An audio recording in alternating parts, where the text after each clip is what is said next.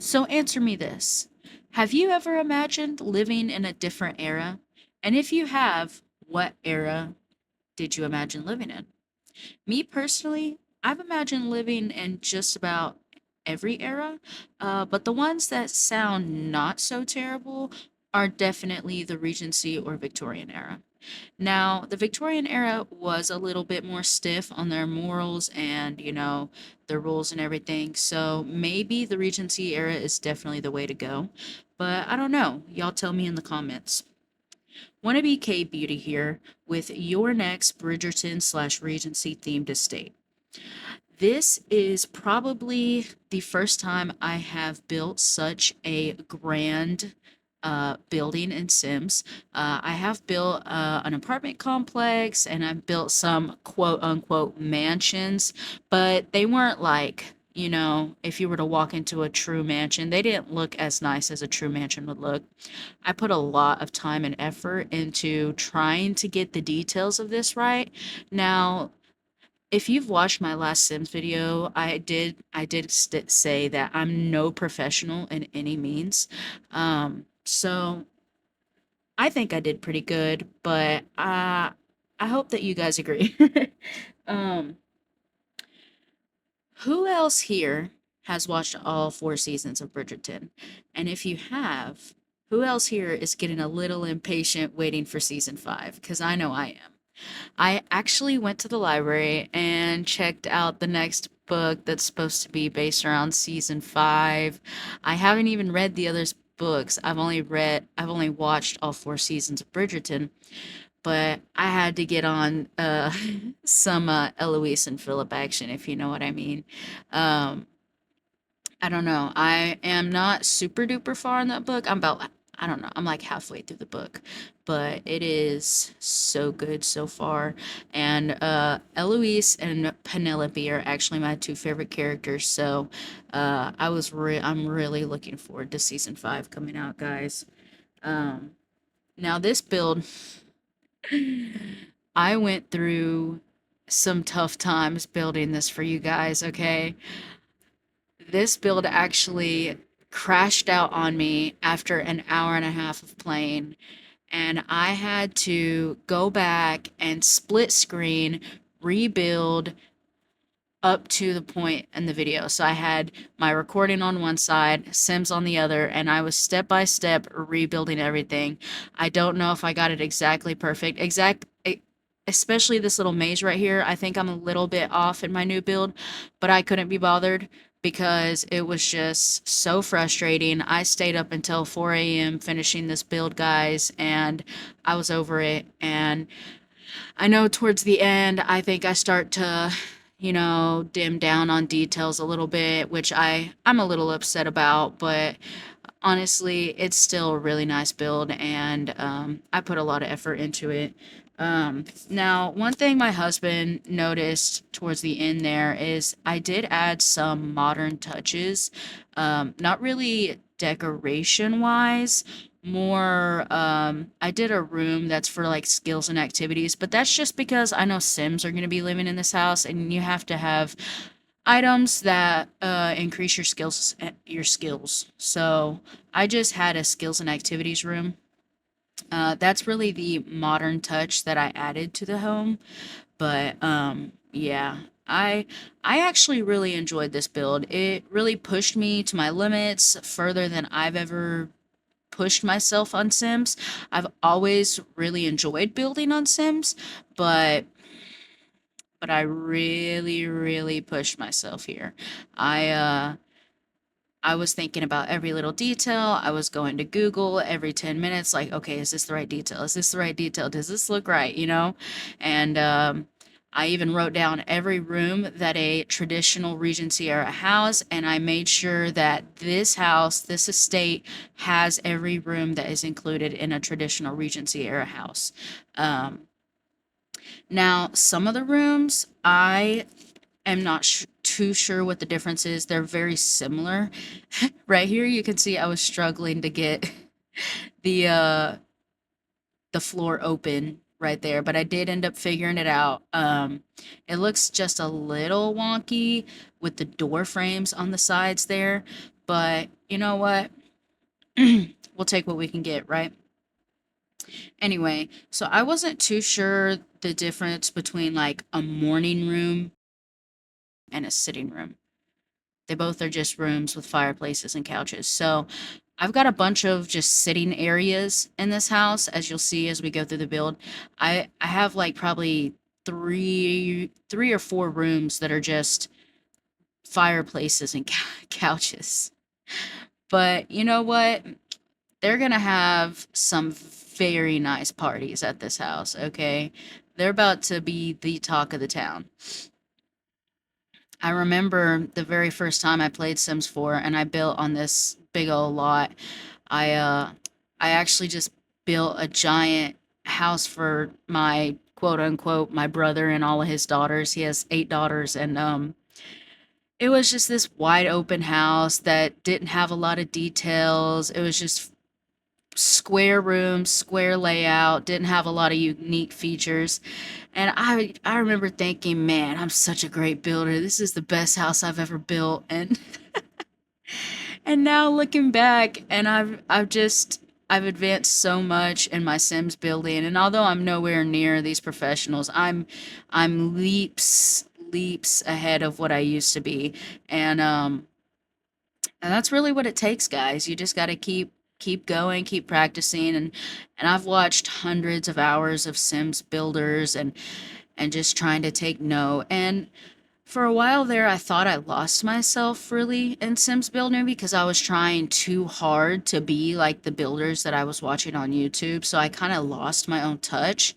And I got to the point where I was like, man, I just don't even enjoy this anymore because I'm not building how I want to build. I'm trying to copy how others are building, instead of like taking little touches of, like skills from them. I was just full on trying to copy what they were doing. And it wasn't working out for me. So I did stop playing for a while because it wasn't enjoyable anymore. But once I realized that, I kind of tried to get back to my own building way, and I feel like I'm a lot better now since I stopped trying to copy everybody else and just really focus on thinking about, like, if I'm walking through a house, what does that house look like? And that's where I'm at, and that's what it looks like. This is the ballroom. Now, I feel like I could have got done a lot better with the ballroom. Um, I really struggled with the ballroom, honestly. It was probably the room I struggled the most with because I wanted it to feel wide open, and the way, like when you're watching Bridgerton, the way that it's set up, but I'm not used to seeing the ballrooms empty. I'm used to seeing them filled with people, so I really tried to get a touch of what the ballrooms felt like, but I know they probably don't have giant rugs in the middle and giant tables. So I definitely took those tables away. But I don't know. At the end, y'all are just gonna have to see if y'all think I did okay or not. Cause I struggled a lot on this one. Anyway, um, I'm just gonna let y'all watch the build now because I've kind of run out of stuff to say. But I will chime in whenever I see stuff that is beneficial to the video. So there you go, guys.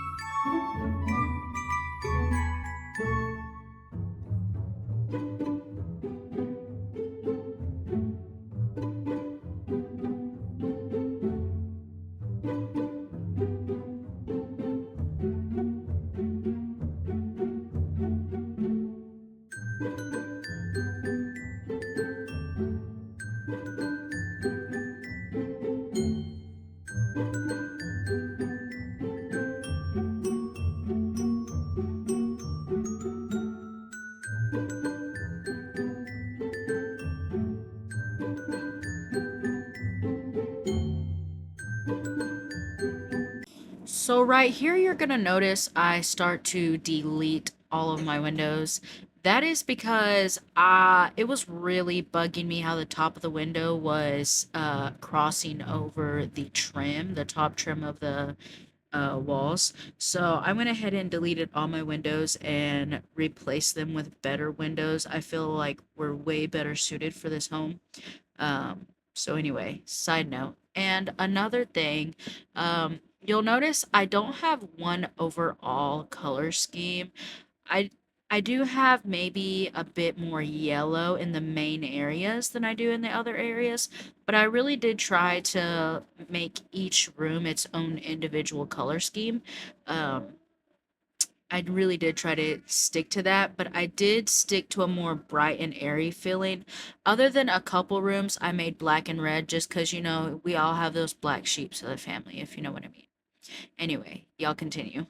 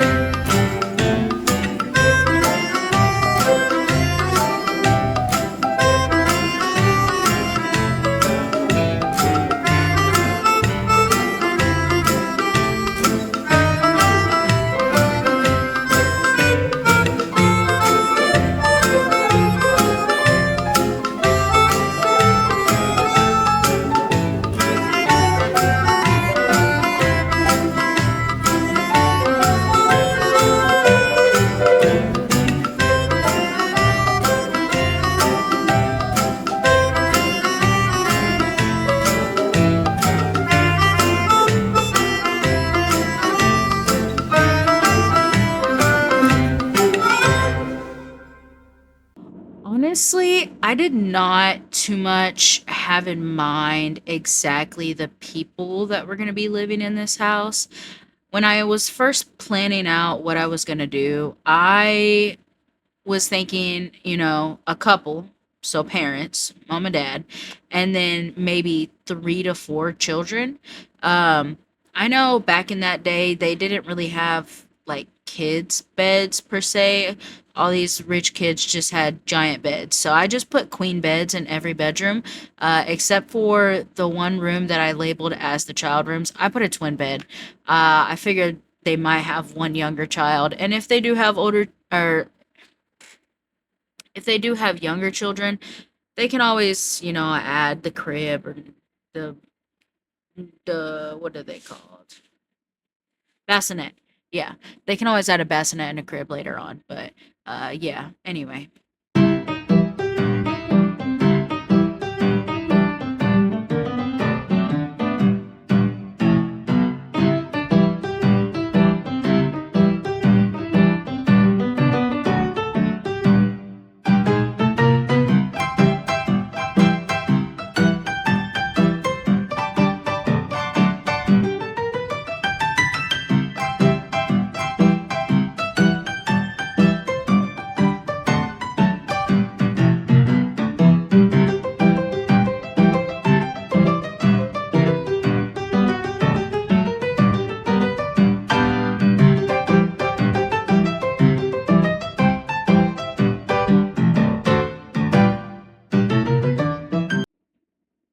about right here is where I decide to add mow strips to the grass. Now, I don't know if they had mowers per se. When I think of mowers in that time, I think like those little metal circular just blades that spin. I don't know exactly what they're called, but uh I thought it would add some nice little details and give it more of an estate feel. My husband said they had those little circular blade mowers, so I didn't look it up. That's my fault, but um, I don't think it takes away too much. I think it actually adds a really nice little detail to it, and I really enjoyed doing it. So.